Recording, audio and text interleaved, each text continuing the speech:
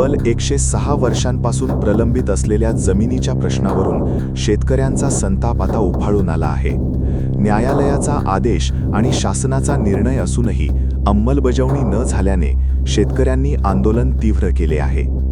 सरकारने पूर्वी ताब्यात घेतलेल्या जमिनी गोरगरीब शेतकऱ्यांना परत मिळाव्यात अशी मागणी गेल्या अनेक वर्षांपासून सातत्याने केली जात आहे। या संदर्भात उच्च न्यायालयात दाखल करण्यात आलेल्या याचिकेवर न्यायालयाने शेतकऱ्यांच्या बाजूने निर्णय देत संबंधित जमिनी परत करण्याचे स्पष्ट निर्देश दिले होते। मात्र या निर्णयाला 1.5 वर्ष उलटूनही शासनाकडून कोणतीही ठोस अंमलबजावणी झालेली नाही। विशेष म्हणजे माजी मुख्यमंत्री एकनाथ शिंदे यांच्या कार्यकाळात मंत्रिमंडळानेही या जमिनी परत देण्याचा निर्णय घेतला होता, तरी देखील प्रत्यक्षात कार्यवाही शून्यच असल्याचा आरोप शेतकऱ्यांकडून करण्यात येत आहे।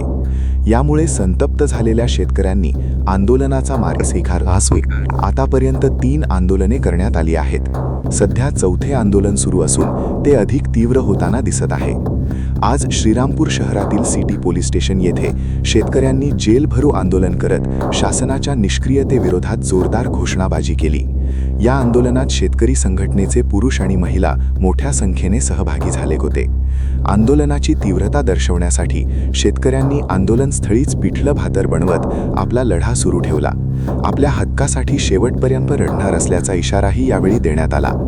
दरम्यान ॲडव्होकेट काळे यांनी सांगितले की न्यायालयाचा स्पष्ट आदेश आणि शासनाचा निर्णय असूनही अंमलबजावणी होत नसल्यामुळे शेतकऱ्यांना आंदोलनाचा मार्ग स्वीकारावा लागत आहे।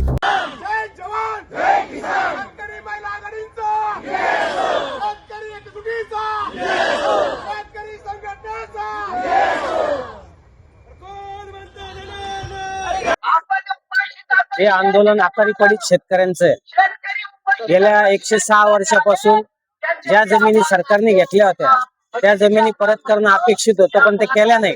म्हणून उच्च न्यायालयात याच्या संदर्भात मी एक याचिका आणली होती।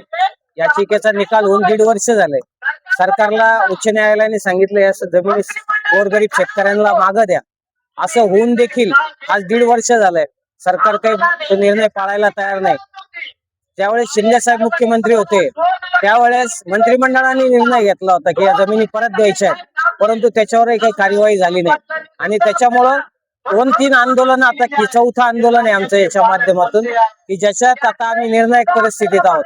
आज जर शासनाने काही भूमिका घेतली नाही तर इथून आम्ही काही हलणार नाही अशी आमची भूमिका आहे। आणि याच्या उपर आश्वासन देऊन परत जर पाळलं नाही तर मात्र आम्ही कब्जा आंदोलन करणार आहोत। मग आता जे काही व्हायचं आहे या व्यवस्थेमध्ये ते शेतकरी करायला तयार आहेत। त्याच्यामुळे पुढचं आंदोलन मात्र फार भयानक असू शकतं, एवढंच तुमच्या माध्यमातून मी सरकारला सांगतो। करायचं आहे लाईव्ह कार्यक्रम किंवा आहे कसले आंदोलन जनसामान्यपर्यंत पोहोचेल आपला हक्काचा आवाज जनतेचा।